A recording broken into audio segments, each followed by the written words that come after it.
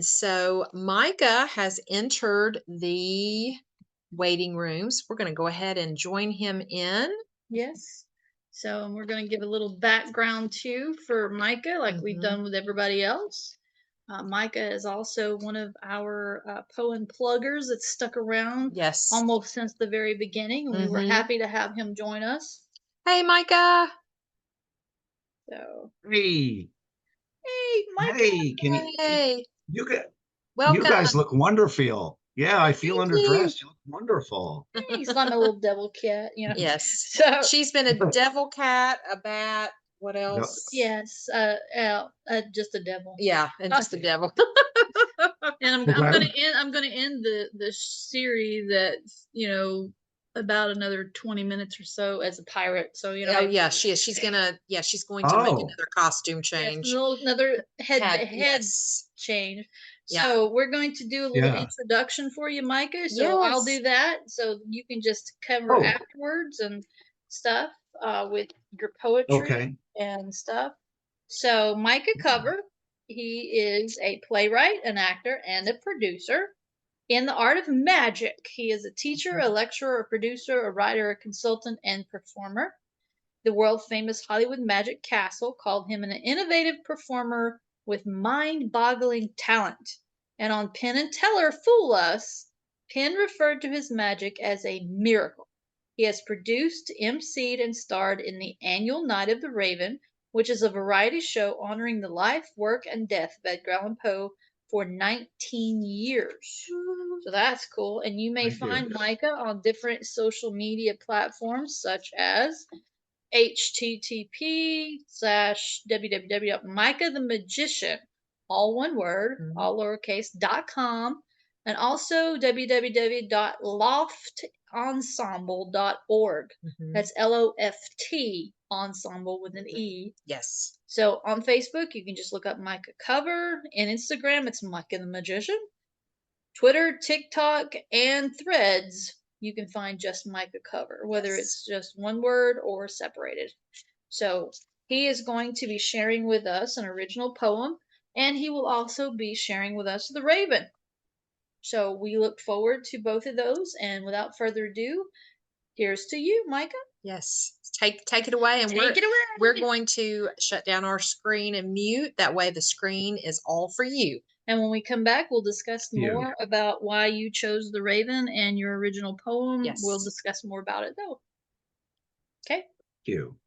Okay. All right. All right, Devil Cat. Yes.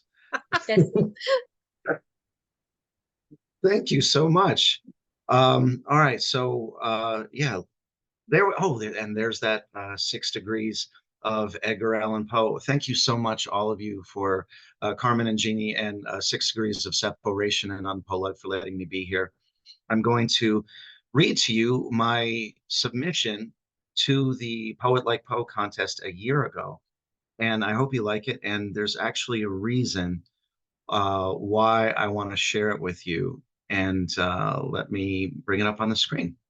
And I titled this Edgar Allan Poetry. Every word an eerie diagram of thought, unto grief each line a trap, and the reader has fallen, resisting the abracadabra, and only to fail. Lines upon lines shall lure another phobia, another fear, next to an aorta pulsing with dying odes flowing, then ended, every word with horrific awe. And I was especially proud of this because I don't know if you can see it. Yeah, you might be able to make this out on camera, but there is a rotating acrostic. So I know with my background, it kind of swallows it up, but the acrostic on the left margin goes down and spells Edgar Allan Poe. Yeah, and Micah, you can totally see it. Yes, it's cool. Excellent. I'm glad it's cool. And then the right acrostic on the right margin going bottom up also spells Edgar Allan Poe. So it was a rotating acrostic that I wrote specifically for our godfather of Goth, Edgar Allan Poe. And thank you for accepting it as a submission last year. Absolutely. We were excited to have it. Yes. And we hope you submit something this year too. Oh, I appreciate that. I would be honored. Thank you. And Yeah, let me bring up the Raven. And thank you again. This is a real honor. Well, thank you. Oh, my pleasure. The Raven by Edgar Allan Poe. Once upon a midnight dreary, while I pondered, weak and weary, over many a quaint and curious volume of forgotten lore, while I nodded, nearly napping, suddenly there came a tapping, as of someone gently rapping at my chamber door. "'Tis some visitor," I muttered, tapping at my chamber door, only this and nothing more. Distinctly, I remember it was in the bleak December, and each separate dying ember wrought its ghost upon the floor. Eagerly I wished the morrow, vainly I had sought to borrow from my books surcease of sorrow. Sorrow for the lost Lenore. The rare and radiant maiden whom the angels name Lenore, nameless here forevermore. And the silken, sad, uncertain rustling of each purple curtain thrilled me, filled me with fantastic terrors never felt before, so that now, to still the beating of my heart, I stood repeating, "'Tis some visitor entreating entrance at my chamber door, some late visitor entreating entrance at my chamber door. This it is, and nothing more." Presently my soul grew stronger, hesitating then no longer. "Sir," said I, or "Madam, truly your forgiveness I implore, but the fact is I was napping, and so gently you came rapping, and so faintly you came tapping at my chamber door, that I scarce was sure I heard you. Here I open wide the door. Darkness there, and nothing more. Deep into that darkness peering, long I stood there wondering, fearing, doubting, dreaming dreams no mortal ever dared to dream before. The silence was unbroken. The stillness gave no token, and the only word there spoken was the whispered word, "Lenore?" This I whispered, and an echo murmured back the word, "Lenore, Lenore, Lenore, Lenore." Merely this and nothing more. Back into the chamber turning, all my soul within me burning. So soon again I heard a tapping, somewhat louder than before. "Surely," said I, "surely that is something at my window lattice. Let me see then what thereat is, and this mystery explore. Let my heart be still a moment, and this mystery explore. 'Tis the wind, and nothing more." Open here I flung the shutter, when with many a flirt and flutter, in there stepped a stately raven of the saintly days of yore. Not the least obeisance made he, not a minute stop nor stayed, but with a mien of lord or lady, perched above my chamber door, perched upon the bust of Pallas, just above my chamber door, perched and sat, and nothing more. Then this ebony bird beguiling my sad fancy into smiling, by the grave and stern decorum of the countenance it wore. "Though thy crest be shorn and shaven, thou," I said, "art sure no craven." Ghastly, grim, and ancient raven, wandering from the nightly shore, "Tell me what thy lordly name is on the night's Plutonian shore." Quoth the raven, "Nevermore." Much I marveled this ungainly fowl to hear discourse so plainly, though its answer little meaning, little relevancy bore, for we cannot help agreeing that no living human being ever yet was blessed with seeing bird above his chamber door, bird or beast upon the sculpture bust above his chamber, with such a name as Nevermore. The raven, sitting lonely on that placid bust, spoke only that one word, as if his soul in that one word he did outpour. Nothing farther than he uttered, not a feather than he fluttered, till I scarcely more than muttered.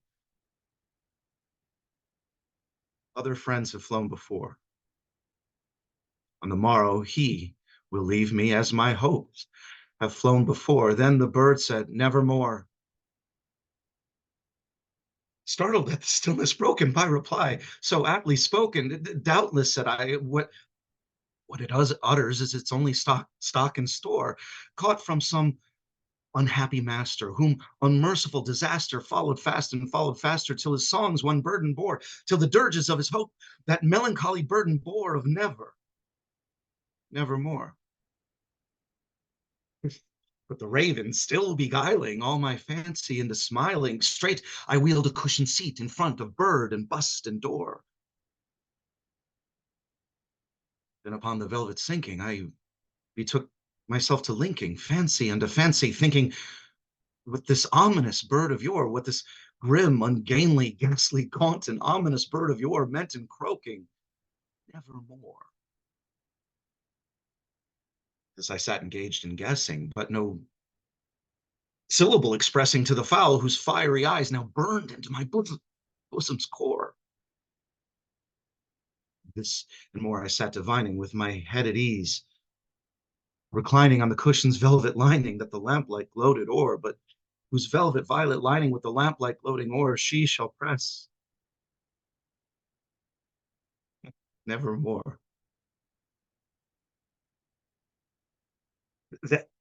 Then methought the air grew denser, perfumed from an unseen censer swung by seraphim whose footfalls tinkled on the tufted floor.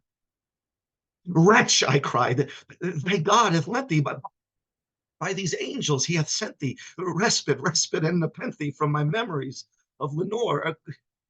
Quaff, oh quaff, this kind nepenthe, and forget this lost Lenore. Quoth the raven, nevermore. Prophet, said I, thing of evil, but prophet still, if bird or devil, whether tempter sent or whether tempest tossed thee here ashore, desolate yet all undaunted, on this desert land enchanted, on this home by horror haunted, tell me truly, I implore, is there balm in Gilead? Tell me, I implore. Quoth the raven, nevermore. Prophet, said I, thing of evil, prophet still, if bird or devil, by that heaven that bends above us, by that God we both adore, tell this soul sorrow laden, if within the distant Aden it shall clasp a sainted maiden, whom the angels name Lenore. Clasp a rare and radiant maiden, whom the angels name Lenore. Quoth the raven, nevermore. Be that word our sign in parting, bird or fiend, I shrieked upstarting. Get thee back into the tempest of the night's Plutonian shore. Leave no black plume as a token of that lie thy soul has spoken.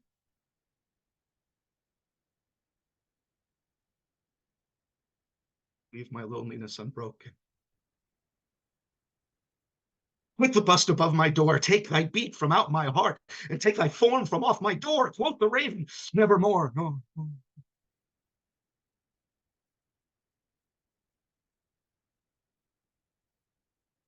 The raven, never flitting, still is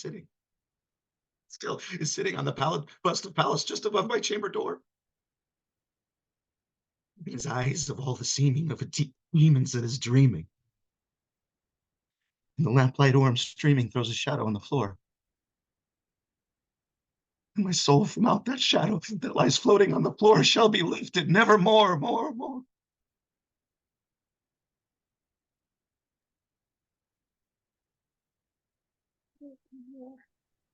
That's it.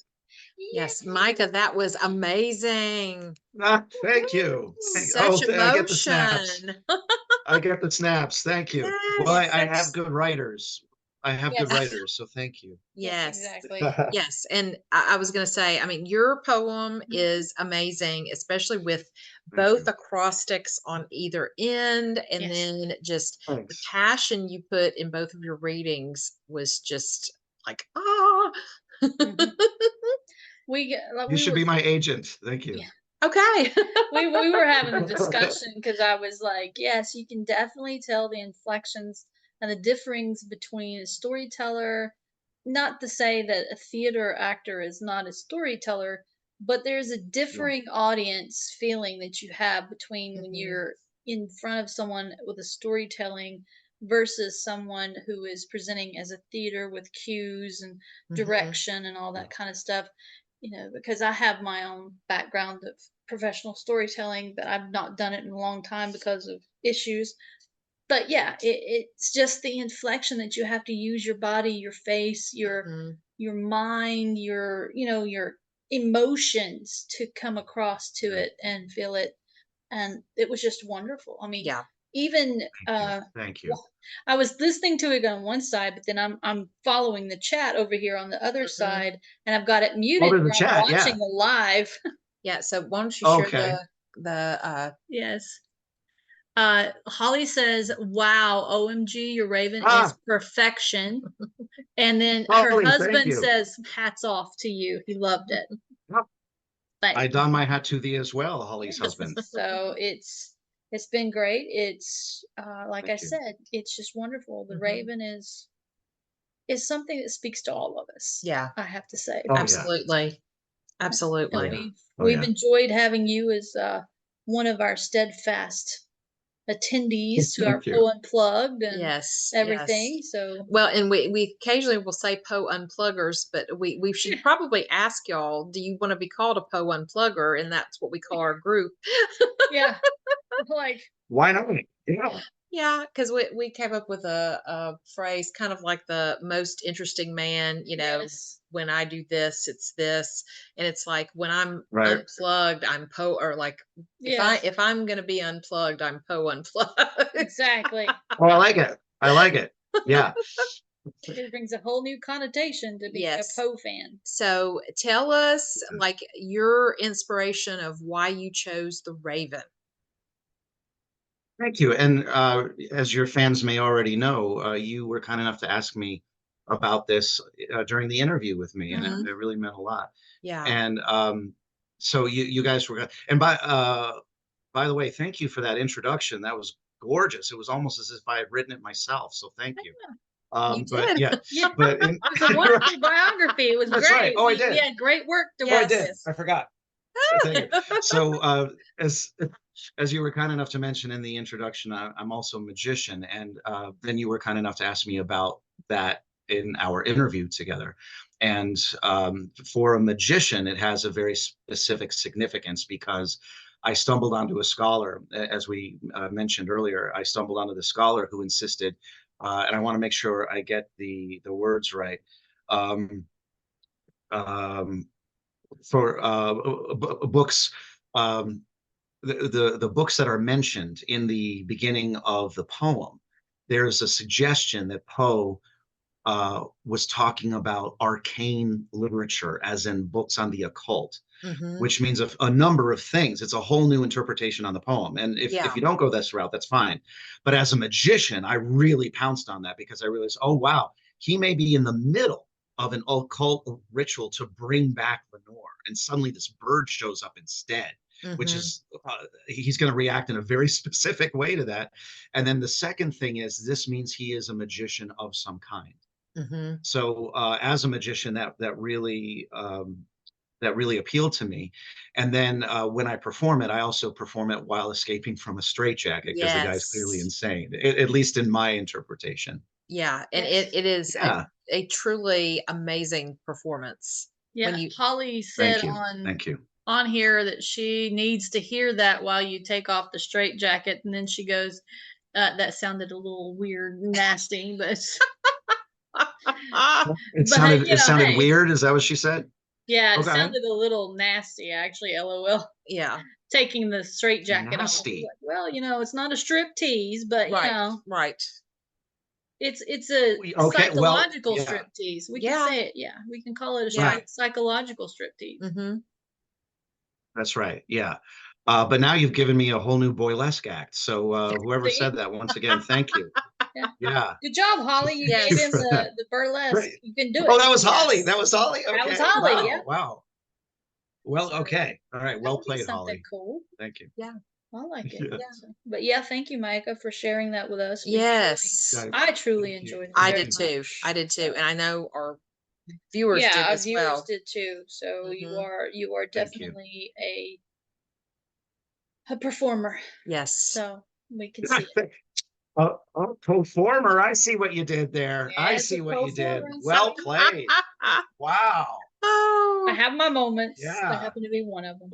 oh, Score one for the devil cat. Okay. yes. Yeah.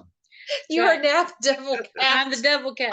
Well, and that little remember the date you stuck me in the window and I looked like a little devil cat sticking in the Yes. window, and I was like, Yes. "What are you saying, Carmen?" I'm Yeah, like, "Mom, because when I created that, I was like, okay, I've got to find a picture of one of us sitting down. And so I found this picture of me in a Renaissance dress I had made years ago. And I was like, this would be kind Okay. of neat to do that. And then I was like, okay, now how can I situate Jeannie in this? And then I took the I'm the lurker picture. in the window with the I devil took head." the Yeah. picture of us when we're doing I can't what it was it I can't remember. I don't remember. I found It that picture was something. and I was like, so I It drew was the 12 days of Christmas. yeah, it was the 12 Days of Pomus. And so I drew the cat hat on her and I was like, I'm gonna stick her in the window. Because I knew she would like it. Yeah. I was like, I'm haunting her through the window. That's right. Oh, Holly said it wasn't the straight jacket that sounded nasty. It was being an unplugger. Oh, okay. But she, Wow, but Holly, she you've goes, taken it to a whole new level. yes, Yes. but she Yeah. said that works too, and I'm like, yeah, I can see that. Yes. Because I a lot of Yeah. times instead of saying Poe Unpluggers, I'll say the Poe Unplugged group. So, Yes. yes, it sounds more apropos. Yes, and our Gothic poetry. Oh, I see what you did there. I see what you did there, Carmen. Wayne, he says, really, really passionate performance and readings, so good. Mm-hmm. So that's Thank you. Thank you, Wayne. Yes. Yeah, That means a lot, Wayne. And Thank you. Wayne is our next guest that will be on in a few just a few minutes. Yeah, he's another Poe former. Excellent. Yes. Yes. No, Yeah. you guys, there's no stopping you tonight. No, Oh. stopping us now. Now, don't expect much after this because I'll be out of it. Oh yes, yes. I'll be done. I'll be Poe out. Poe out. Oh Yeah. out. Yes. So, but thank you, Micah. We look forward to any submissions that you make this time. Absolutely. To Poe contest. Yes, and next month the oval portrait on Poe Unplugged at the end of April. So. Yep, end of April. So we look forward to seeing you then too. Yes. I'll see you there. Guys, again, thank you both for doing this. This has been wonderful. Thank you. You're very welcome. We enjoyed having you on. Yep. Thank you. Look forward to seeing you later. All Bye, right. Micah. Bye. Bye. All right. That was awesome. Yes. So we're going to jump right in